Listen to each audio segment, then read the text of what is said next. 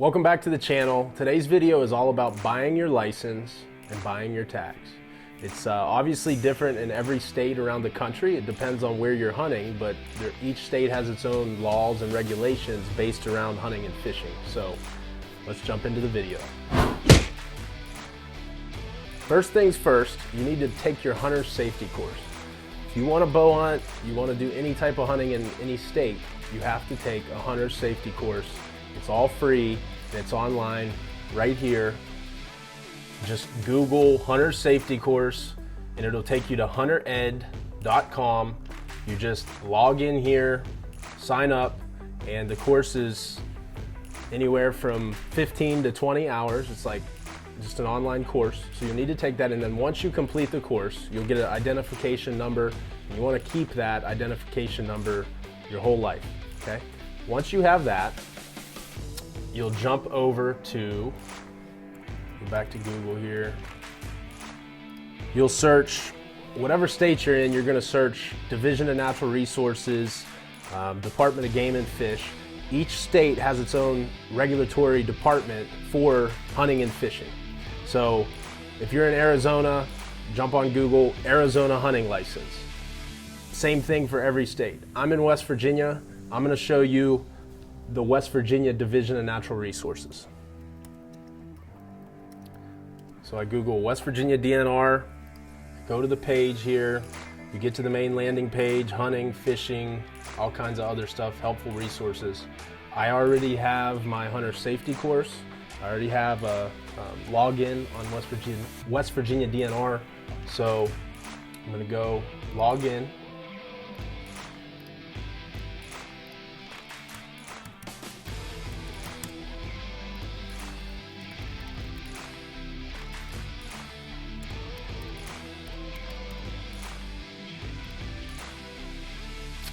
So now we're logged in. This is my account here.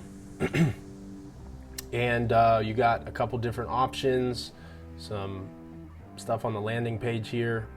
I'll talk about a few different parts of the site. So if you were new and you just logged in, you're gonna wanna go to purchase a license. Now, obviously this page is gonna look different in every state, but mainly what you're looking for is a resident hunting license if you're going to hunt in the state that you live in. You're going to hunt in a different state, you're looking for a non-resident hunting license. I will say a resident license is usually a lot cheaper price-wise than a non-resident license. So if you're kind of budget hunting, you're definitely going to want to buy a license in the state that you live in. So come back to the screen here, hunting and trapping. And this is pretty much the same for fishing too. You can buy all your fishing licenses. In West Virginia in particular, they sell a sportsman's license. So I usually buy the $35 sportsman's license. We also have a 3-year license where you can buy a license for 3 years. So I'll go buy this. I already did buy that this year. And then there's some other stamps and different things you can buy for different types of hunting. There's something called the HIP, it's the Migratory Bird Survey. In West Virginia, you have to do this to bird hunt. So there's a couple different things in each state that you need to make sure you're studying the regulations or asking questions. If you want to like hunt coyotes, there's different permits and things you may need for coyote hunting or trapping. Bow hunting deer, there's certain tags and things that you're gonna need on top of your hunting license. So usually in each state, you're going to buy the license, and then you have to buy specific tags for the region of the state that you're in. Not always, but most of the time you'll have different tags that work in different areas. For example, Ohio, there is a resident and non-resident, like antlerless and antlered deer permit you have to buy. But there is also another permit, and I'm just talking about this year specifically because it changes year to year. There's another permit you can buy and use before a certain date that is just antlerless only, so it's a doe tag. So a lot of states will have doe tags, buck tags, different things, so make sure you're doing research and asking questions. You can always call the DNR, pick up the phone, dial the number, and ask these questions. Another thing that I recommend is the regulations. You can find these books online. You can call, they'll mail these to you. You can go to your local hunting store and they'll carry these regulations. And basically it breaks down all the laws and regulations of hunting in whatever state that you're in. So everything you need to know is in this book. If you don't like to read, Google it, call somebody, ask questions. So back to the page here. So I kind of showed you some of the different tags. We will search. So actually right here I can show you, this is a class N tag. This is for antlerless deer firearm season. West Virginia in particular has a few interesting things that we do here. So once you buy your license, your actual hunting license comes with a few tags. So like I actually get a gun tag. It's called an RG tag.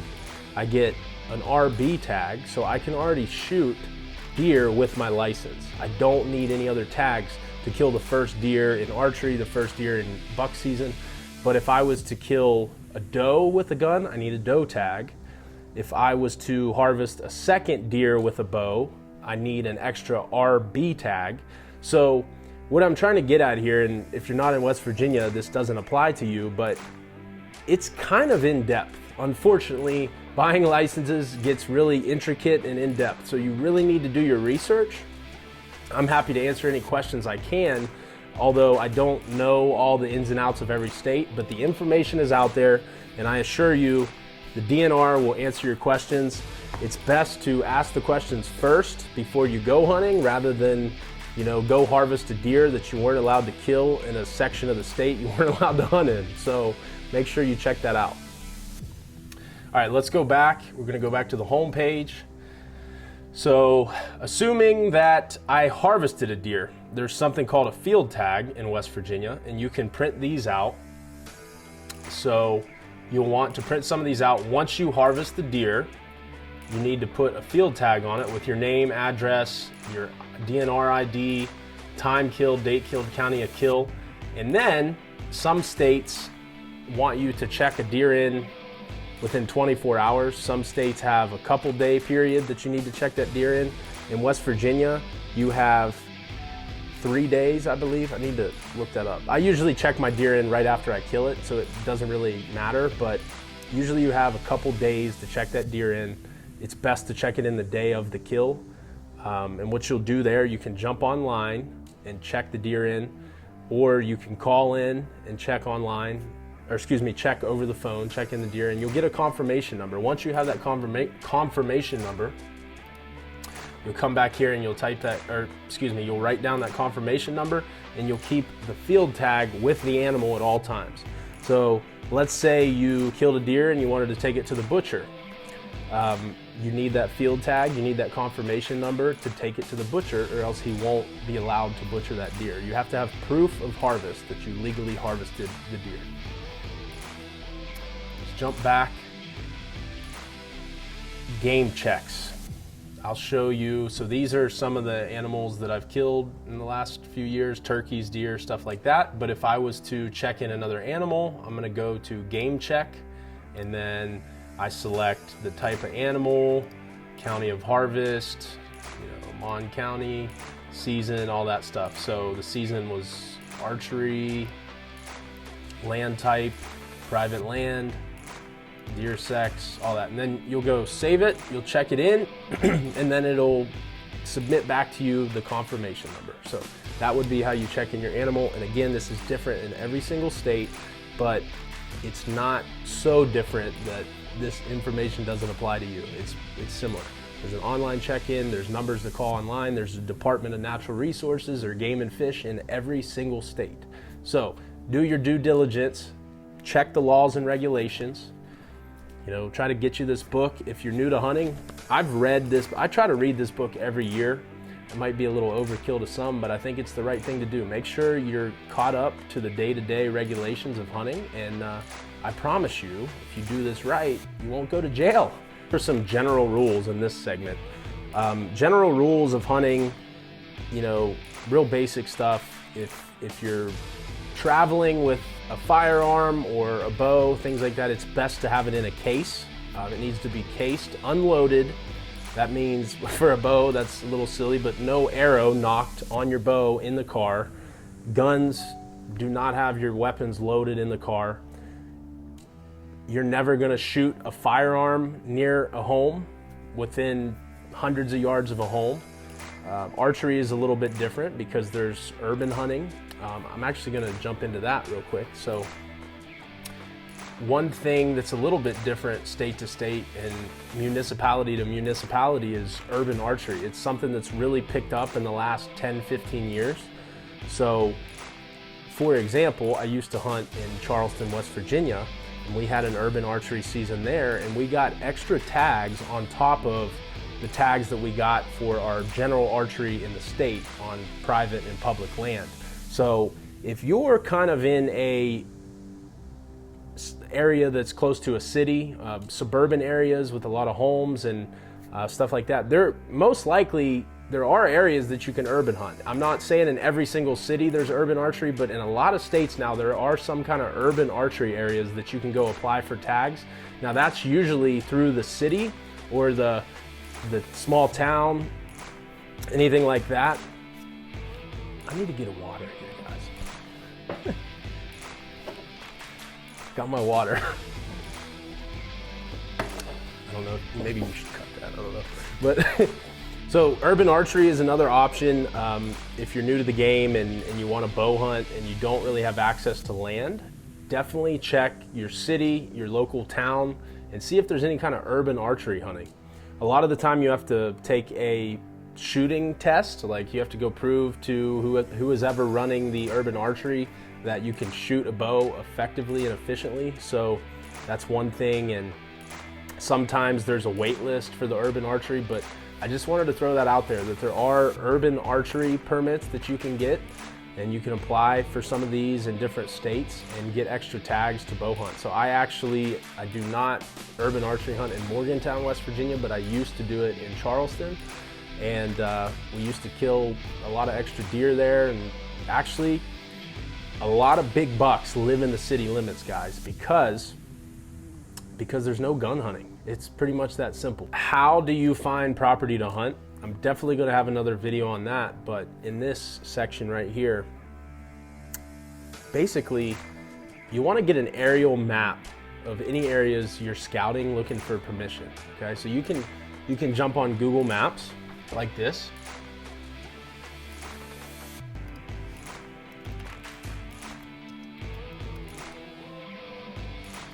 Or Google Earth. I can still log in. And then you can just type in like Morgantown, West Virginia, is where I live. Zoom in.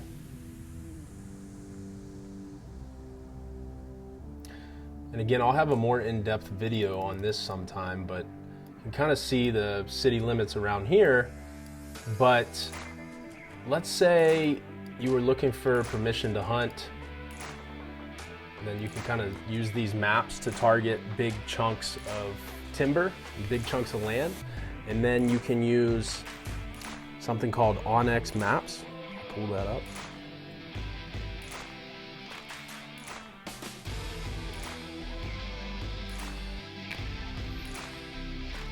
So I got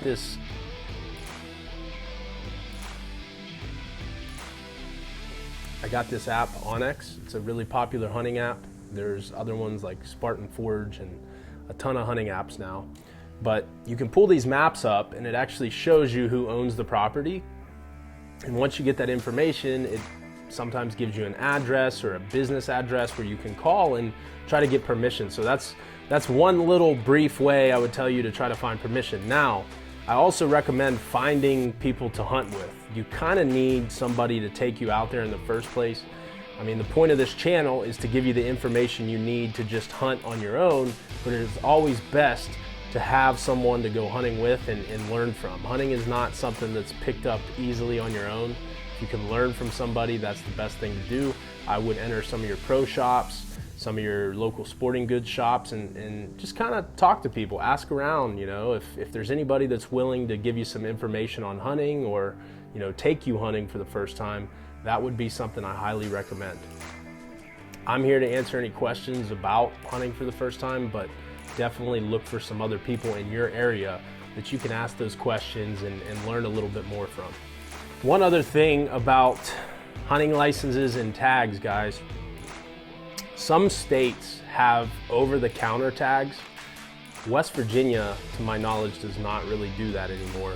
But in some states, like I know Pennsylvania, there's certain areas where you actually have to go buy a doe tag at the store. You have to go to a specific sporting goods store and buy those doe tags there. You can't buy them online. That happens a lot in different states. If you plan on elk hunting, there's something like a draw that you have to get entered into.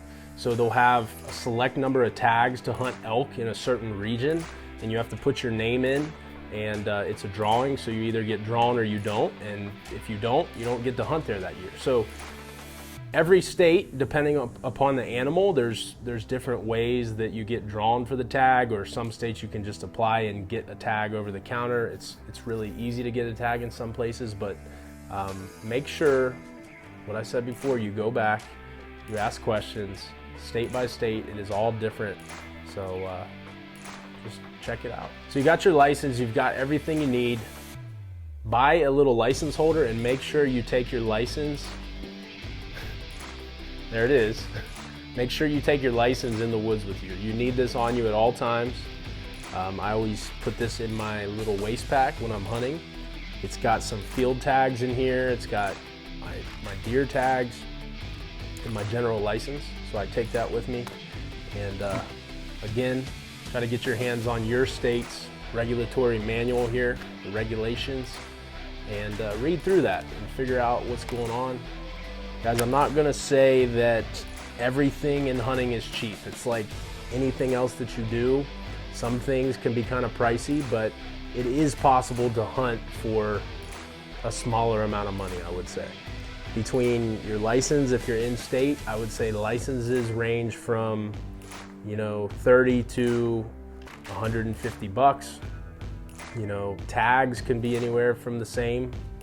And yeah, that's it, guys. If you have any more questions, reach out to me, comments below. If you like the video and you want to learn more about how to begin bow hunting, stay tuned. Thank you.